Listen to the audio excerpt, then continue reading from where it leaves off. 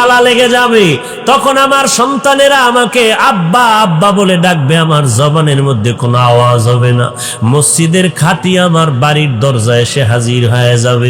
যাদেরকে আমি আপন মনে করলাম আমার কলিজার, এরা বলবে তাড়াতাড়ি ঘর থেকে লাশটাকে নামাও, তাড়াতাড়ি লাশটা ঘর থেকে নামায় দাও, ঘরের মধ্যে লাশ আমরা পাহারা দিতে পারবো না।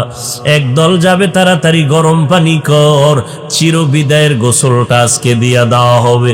একদল দৌড়াবে বাঁশবাগানে কবর খনন করার জন্য, একদল যাবে বাজারে কাপড় আনার জন্য, আমার গায়ের গেঞ্জিটা পর্যন্ত বেলের দিয়া কেটে কেটে রেখে দিবে এই চিরবিদায়ের গোসল করাইয়া, চিরবিদায়ের জানাজাটা পড়াইয়া। এরপরে আমাকে যখন কবরের দেশে নিয়ে যাবে বাঁশবাগান, যেখানে দিনের বেলাও যাইতে বড় ভয়, দিনের বেলাও যাইতে মনে চায় না, ভয়, সাপ বিচ্ছুর ভয়, ওই বাঁশবাগানে একা একা আমাকে সবাই রাখিয়া এরপরে পাড়াইয়া মাটি দিয়া সবাই বিদায় হয়ে যাবে।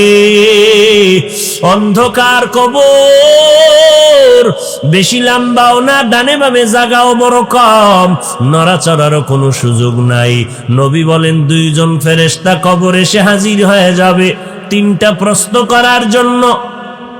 তুমি পীর না মুরিদ, মাওলানা না মুফতি সাহেব জানার দরকার নাই, তুমি একজন টিচার না ছাত্র জানার দরকার নাই।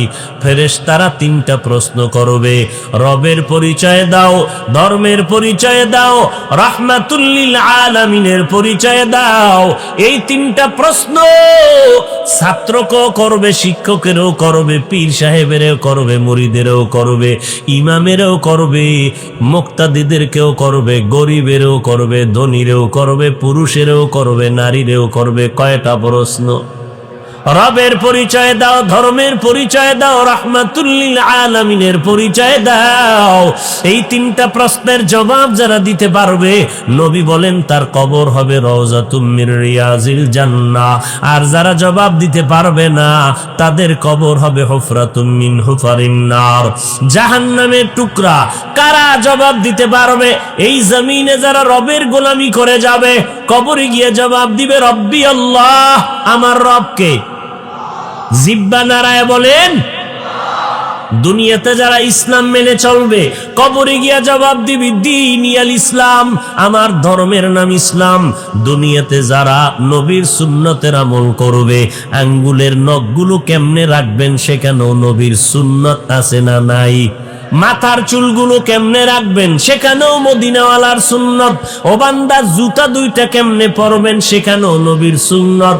যারা মানবে, কবরে যাওয়ার পর আমার নবীর সাথে একটা রাস্তা বানাইয়া বলবে এই ব্যক্তিটারে চিনো কিনা।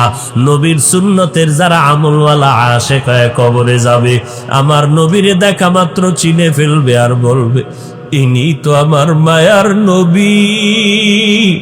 দুনিয়াতে যেই নবীর বয়ান ওলামাদের জবানে শুনিয়া টুপি পরেছিলাম, দাড়িটা লম্বা করেছিলাম, কত মানুষ টুপিওয়ালা বলে গালি দিত, কত মানুষ দাড়িওয়ালা বলে তিরস্কার করত। নবীর মোহাব্বতে পাগড়ি পরতাম, কত মানুষ পাগড়িওয়ালা বলে তিরস্কার করত। নবীর মোহাব্বতে জামা পরছি, কত মানুষ জামাওয়ালা বলে তিরস্কার করে, কত মানুষ বুজুর্গ বুজুর্গ বলে তিরস্কার করে। নবীর সুন্নতের আমল করলেই মানুষ তিরস্কার করত। এত গালির পরেও টুপি সারি নাই, দাড়ি সারি নাই, নবীর পোশাক সারি নাই। আল্লাহর নবীকে দেখা মাত্র চিনবে আমার আল্লাহ, গাইবে আওয়াজ দিয়ে বলবে রে ফেরেশতা, আমার বান্দাটারে আর জিজ্ঞাসাবাদ করিও না। আমার বান্দা দুনিয়াতে কম কষ্ট করে নাই, আমার বান্দা এত কষ্ট করেছে আমি আল্লাহ সব জানি। সবাই যখন ঘুমাইতো, আমার এই আশেক পাগলটা ঘুমায় না, এই বান্দাটা ভোর রাত্রে উযু বানাইয়া যায় নামাজে সেজদায় গিয়া কাঁদতো, আর আমি আল্লাহকে ডাকতো ইয়া রাব্বি গফিরলি, ইয়া রাব্বি গফিরলি, ইয়া রাব্বি গফিরলি। ও রব, তুমি আমাকে মাফ করে দাও, দাও, ও আল্লাহ তুমি আমাকে মাফ করে দাও। নামাজ পড়ি, রোজা রাখি, জিকির করি, তেলাওয়াত করি, এরপরও বুঝি তোমাকে রাজি করতে পারলাম না। ও আল্লাহ দুনিয়ায় চোখের পানি ফেলে কাঁদতেছি রে আল্লাহ, মাফ করে দাও। দুনিয়ার কান্না কিছুই না, কবরে গিয়ে আযাব সইতে পারবো না। এই বান্দাটা খানার প্লেট নিয়া, এই বান্দা ঠিক মতো খেতে পারে নাই, আজান হয়ে গেছে, দৌড়াইয়া মসজিদে হাজির, সামনের কাতারে গিয়া নামাজে দাঁড়ায় গেল। ও ফেরেশতা, এই বান্দাটা আমার এত আদরের, এত মোহাব্বতের বান্দা, আজান শোনা মাত্র বান্দা পাগল, কখন গিয়া মালিকের কদমে সিজদা লাগায় দিবে। মদিনার নবী বলে, ওরে যারা আল্লাহর কদমে সিজদা দেয়, যখন 3.5 হাত বডির মাথার কপালটা মাটিতে লাগায় দেয়, ওই বান্দা মাটিতে দেয় না, আল্লাহর কুদরতি কদমে সিজদা দেয়।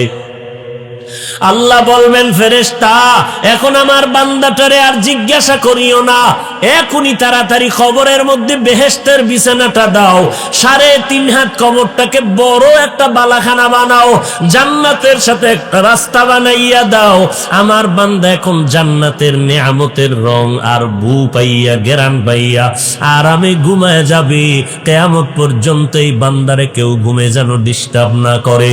নবী বলেন, আল্লাহর নবী দুঃখ করে বলেন, যারা দুনিয়াতে রবের গোলামি করে না, নবীর সুন্নাত মানে না, নিজেও নামাজ পড়ে না, যারা নামাজ পড়ে তাদেরও পছন্দ করে না, নিজেও দাড়িটা লম্বা করে না, যারা দাড়ি লম্বা করে তাদেরও পছন্দ করে না, এই সমস্ত মানুষগুলো যখন কবরে যাবে তাদেরকেও 3টা প্রশ্ন করা হবে।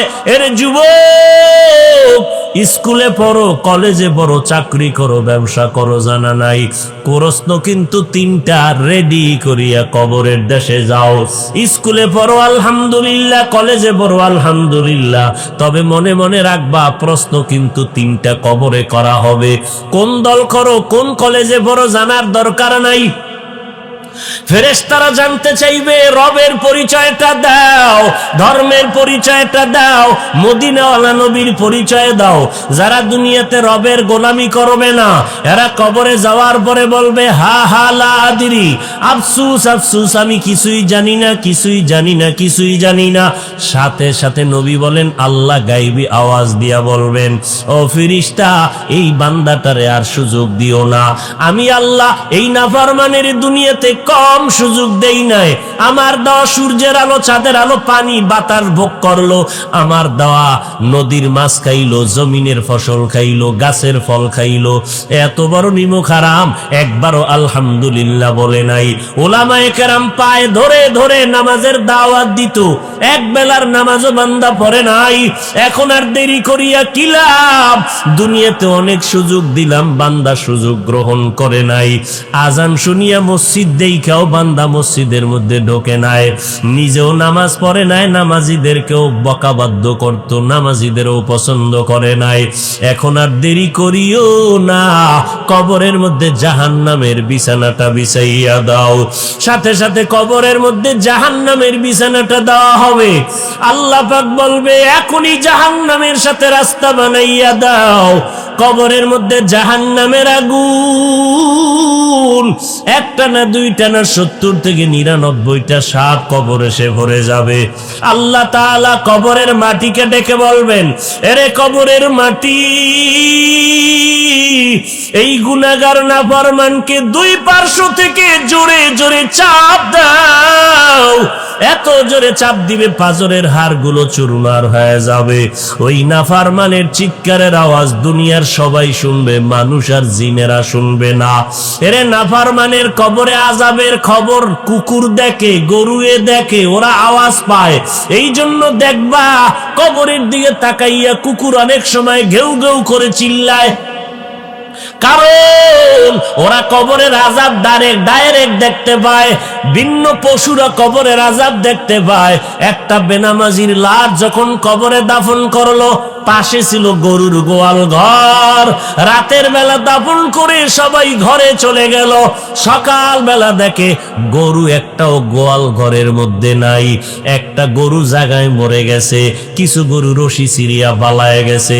কারণ কবরের আযাব এত মারাত্মক আযাব। মদিনার নবী বলেন, এই কবরের আযাবের কথা স্মরণ হলে আমি মুহাম্মদ পাগলের মতো হয়ে যাই। কাদের কুদরত দারি বার কামাল, আন্তা রব্বি আন্তা হাসবি যুল জালাল, তুহি কাদের জলিলুল্লাহ জাহাদার, বহর হালে তুহি মেরা নিগাহদার। আল্লাহ বলে, তোরে আমি এত আদর করে বানাইলাম, আসমান আমি বানাইছি কিন্তু না, এটা আমার বলি না, তোরে কেন আমার বললাম? এর একটা কারণ হলো, আজকে যারা আমি আল্লাহরে ভুলিয়া তোরা খ্রিস্টানেরে আপন বানায় নিছো, ইহুদিরে আপন বানায় নিলি, ওজায়েরের আপন বানায় নিছো, বৌদ্ধ ধর্মের লোকেরা গৌতম বুদ্ধের গুরু বানায় নিছো। এরা কেউ তোর আপন না, আমি আল্লাহ তোদের আপন। তোরা আমার, তোরা আমার, তোরা আর কারো না, তোরা ওজায়েরেরও না, বরং তোরা যাদের খোদা বলিয়া মাথার তাজ বানাইছো, এদেরকেও আমি আল্লাহ বানাইছি। ওজায়েরেরও আমি আল্লাহ বানাইলাম, ঈসা নবীরও আমি আল্লাহ বানাইলাম। আমি আল্লাহ মারিয়ামের গর্ভে ঈসা নবীরে দান করলাম, বাবা সারা সন্তান। এরে নবীর উম্মতের দল, আমি আল্লাহ গৌতম বুদ্ধের যে গোলামি করে গৌতম রেও তো আমি আল্লাহ বানাইছি। আমি আল্লাহ সব মাখলুকাত বানায় দিলাম, তোদেরকে কেউ বানায় নাই। অতএব তোরা কারো না, তোরা একমাত্র আমি আল্লাহর, আমার তোরা আমার, আর আমি আল্লাহ হলাম তোদের মালিক। তোরা আমার গোলাম, তোরা আমার বান্দা, তোরা আর কারো বান্দা না। এইটা বুঝানোর জন্য আল্লাহ বলেন, ইয়া ইবাদি, হে আমার পেয়ারা বান্দা বান্দিরা, হে আমার প্রিয় বান্দা বান্দিগণ। 2 নাম্বার বান্দা বলার কারণ, আল্লাহ কেন বান্দা আমার বান্দা বললেন? বান্দা বললেই তো বুঝায় আমার আল্লাহর বান্দা, এরপরও কেন আল্লাহ বান্দা বললেন? কারণ হইল, বান্দা বলার একটা কারণ হলো, আরে প্রত্যেকটা জিনিসের সাথে আর একটা জিনিসের মিলানোর জন্য সূত্র লাগে। আর সূত্র গুনতে গেলে, দেখতে গেলে আসল একটা সূত্র থাকে, পরিচয়ের একটা সূত্র থাকে। ওস্তাদ আর ছাত্রের মধ্যে পরিচয় আছে, কি বলে, উনি আমার ওস্তাদ, আমি তার ছাত্র। মা বাবার মধ্যে পরিচয় কি, ওই ব্যক্তি আমার বাবা, মা আমি তার সন্তান।